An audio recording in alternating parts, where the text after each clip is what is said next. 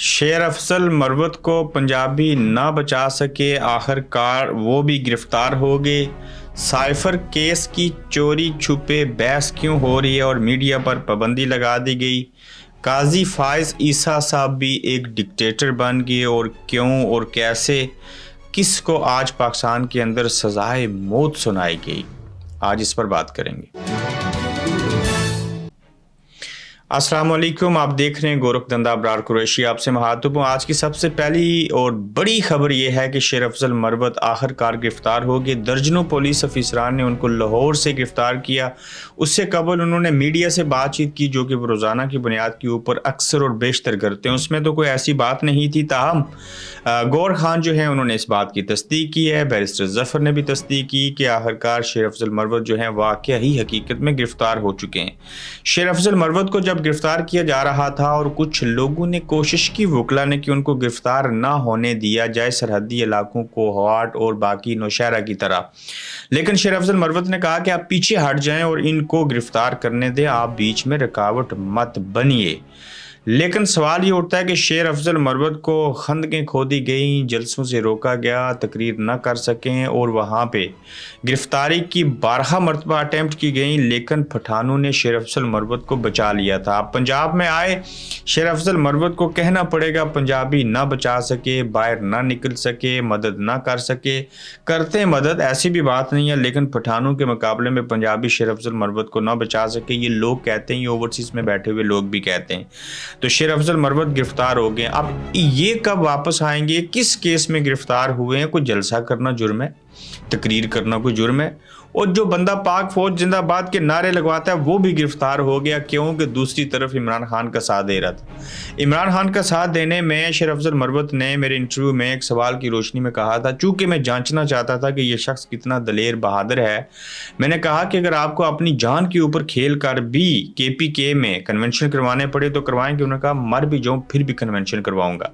कहते हम तो वैसे भी जहन्नम की तर्ज की ज़िंदगी गुजारने, हो सकता है अच्छी नीयत से मर जाएं, शहीद हो जाएं तो आगे हमारा भला हो जाए।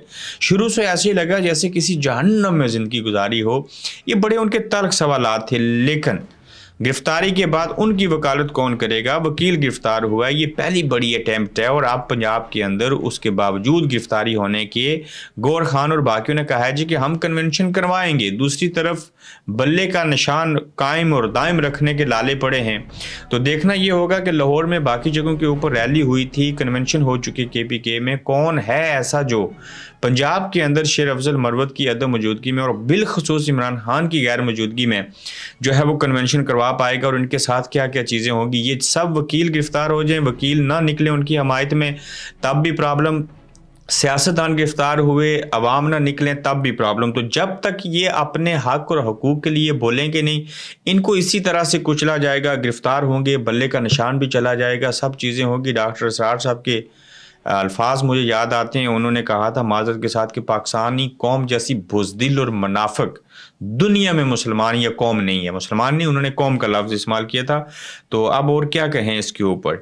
फिर आप देखिए जनाब के पाकिस्तान के अंदर आज साइफर केस की जो समाअत शुरू हुई है, उसमें आज ये फैसला किया गया, और फैसला ये करना था कि क्या मीडिया होगा या नहीं होगा। तो फैसला ये आया है कि चोरी छुपे साइफर केस की समाअत करनी है, झूठा केस है, मीडिया वहाँ होगा। पहले उन्होंने 121 दिनों के बाद इमरान खान से बात करके फिर से जान डाल दी कारकुनों में।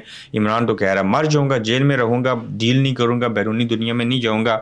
अब साइफर केस के अंदर जज साहब को आगे से इमरान खान सुनाते हैं, वो कहते हैं बाजवा को बुलाओ, डोनल्ड लू को बुलाओ, उनको क्यों नहीं पूछते, ये साजिश थी, ये हकीकत है, सारी चीज़ें हैं। तो जज साहब के सामने उठ के खड़े हो जाते हैं इमरान खान, और वो ऊपर से फारद जुर्म आयद करते हैं। अब ये फैसला हुआ है कि वहाँ मीडिया नहीं होना चाहिए, उनके ऊपर पाबंदी लगा दी गई। तो जज और अदालतें जेल जाएंगी, वहाँ साइफर केस का अब ट्रायल होगा, और उसमें भुट्टो साहब की तरह हो सकता है ये कुछ लोग अमेरिका के दौरे पे भी हैं, फिर बरतानिया आएंगे, यहाँ से जब वापस जाएंगे सीपा सलार, तो पता नहीं और किस तरह की चीज़ें होंगी। मुश्किल तरीन हालात पहले से हैं, लेकिन मज़ीद बुरा वक्त शुरू होने वाला है, जिसके नतीजे में देखते हैं कि किस हद तक बचत होती है और किसका नुकसान होता है। ताहम साइफर केस को चोरी छुपे सुना जाएगा, चोरी फैसले किए जाएंगे, मीडिया से परे रख के चीज़ें की जाएंगी, और ये सरेआम और खुलेआम نظام ننگا ہو کے ناچ رہا ہے اور سامنے نظر آ رہا ہے کہ یہ سب قصے کہانیاں غلط ہو رہی ہیں. ہاں عمران خان کسی چیز میں قصوروار ہے, وہ توشہ خانہ کی گھڑی ہی کیوں نہ ہو, لٹکا دیں پھانسی کے اوپر, سب چیزیں کریں, لیکن آپ تو وہی لوگ ہیں نا جنہوں نے میاں صاحب کو تاحیات نائل کیا تھا, جیل میں ڈالا تھا, پتہ نہیں کتنے سالوں کے لیے الیکشن نہیں لڑ سکتے تھے, آج اپنا پورا لاؤ لشکر چل کے اٹھا کے لے کے گئے اور ان کی سزائیں بھی معاف ہو گئی. تو یہ کون سا معیار ہے؟ عمران خان قصوروار بھی ہو, آپ اس کو سزا دے دیں, قوم نہیں مانے گی. کیوں؟ آپ نے تو میاں صاحب کے ساتھ بھی ایسے کیا تھا, آج وہ بحال کیسے ہو گئے؟ سوال ہے, اس کا جواب دنیا میں کسی فلاسفر کے پاس نہیں ہے. کیوں؟ یہ کھلواڑ ہے. اس سوال کا جواب سب لوگوں کو پتا ہے, چونکہ آپ نہیں دے سکتے. اس سوال کا جواب پہلے سے موجود ہے کہ یہاں پہ جو جس کے ساتھ جس کے تعلق ٹھہر گئے وہ پاک صاف ہے.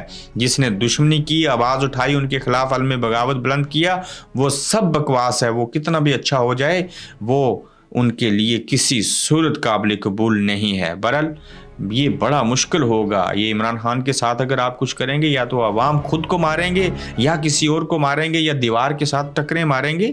یہ 1971 نہیں ہے, یاد رکھیے گا. برحال ہمارے اندر یہ جو خمار ہے اس کو بھی دور ہونے میں کو تھوڑا وقت باقی ہے, دیکھتے ہیں کیا ہوتا ہے. قاضی فائز عیسیٰ صاحب جو ہیں جی, وہ ڈکٹیٹر اس طرح سے بن گئے کہ انہوں نے کہا یہ جو یوٹیوبر ہیں نا, مائی کو ڈنڈا اٹھا کے آ جاتے ہیں, ان کی کوئی حیثیت نہیں ہے, یہ آئے روز تنقید کرتے ہیں. اصل صحافی یہ نہیں ہے, اصل صحافی وہ ہیں جن کو ہم کنٹرول کر لیتے ہیں, ٹی وی چینل والے, چونکہ وہ کنٹرول میڈیا ہے. تو یوٹیوبر کے اوپر بڑے برسے ہیں. کیوں؟ یہ بھٹو صاحب کا کیس لے کے آنا, سویلین کا ٹرائل فوجی عدالتوں میں ہونا اور ان کی زیر نگرانی جو بینچ بنایا گیا اس کا ایسے کرنا, فیصلہ دینا, پھر تو آپ کے اوپر قاضی صاحب تنقید تو ہوگی. آپ کوئی آسمان سے تو ڈائریکٹ پیدا ہوئے تو نہیں ہیں, آپ بھی تو اسی سسٹم کا حصہ ہیں. آپ جج ہیں تو کیا ججوں کے اوپر تنقید نہیں کی جا سکتی؟ اگر آپ کے اچھے اقدام نہیں ہوں گے تو تنقید تو ہوگی. اسی کو تو جمہوریت کہتے ہیں. یہی باتیں تو آپ کیا کرتے تھے چیف جسٹس بننے سے قبل. تو آج آپ ڈکٹیٹر بن کے اور فیصلے کرنا چاہتے ہیں کہ جو لوگ آپ کی پالیسیز کے اور فیصلوں کے اوپر تنقید کرتے ہیں وہ آپ کو برے لگتے ہیں. ایسا عمل تو قاضی صاحب ڈکٹیٹر کرتے ہیں. ڈکٹیٹروں کے تو آپ خلاف ہیں. آپ خود ڈکٹیٹروں کی طرز کی چیزیں کیسے کر سکتے ہیں؟ تو لہٰذا خود پہ بھی مہربانی کیجیے اور صحافیوں کو صحافت نہیں سکھائیں. یہ جی ہمیں صاحب نہیں کہیں, جمعہ کی نماز ہو رہی ہوتی ہے, خطبہ ہو رہا ہوتا ہے, آپ وہاں پہ بحث کر رہے ہوتے ہیں, ان پبلک کے سامنے کیس لے کے آنا ہے. بھٹو صاحب کو جو ہے وہ انصاف دلوانا, اور ڈاکٹر قدیر کو بھی تو انصاف دلائیں نا, عمران خان کو انصاف دلائیں, فاطمہ جناح کو بھی انصاف دلائیں, لیاقت علی خان کو انصاف دلائیں, چھوڑیں ضیاء الحق کو انصاف دلائیں. کتنے ایسے لوگ ہیں جن کو انصاف کی ضرورت ہے, تو زندہ نہ سی مرنے کے بعد انصاف کرنا چاہتے ہیں تو کریں. لگ پتہ جائے گا کہ انصاف کرنے کا جو ہے وہ مول کیا ہے اور کیا قیمت ادا کرنا پڑتی ہے. آج پاکستان میں کس کو سزائے موت سنائی گئی؟ جی بالکل, اس میں ایاز میر صاحب کے جو بیٹے ہیں, ان کی جو بہو مری تھی, بیٹے کی جو بیوی تھی, سارا انعام کے قتل کے سلسلے میں شاہ نواز میر کو عدالت نے سزائے موت کا فیصلہ سنا دیا ہے. اب دیکھتے ہیں پھانسی گارڈ پہ کب لگتے ہیں, لیکن یہ سیشن کورٹ نے فیصلہ سنایا ہے. ہائی کورٹ میں بھی چیلنج ہوگا, اس سے آگے بھی جگہوں کے اوپر چیلنج ہوگا, لیکن بڑا جلدی فیصلہ آیا جی سزائے موت کا.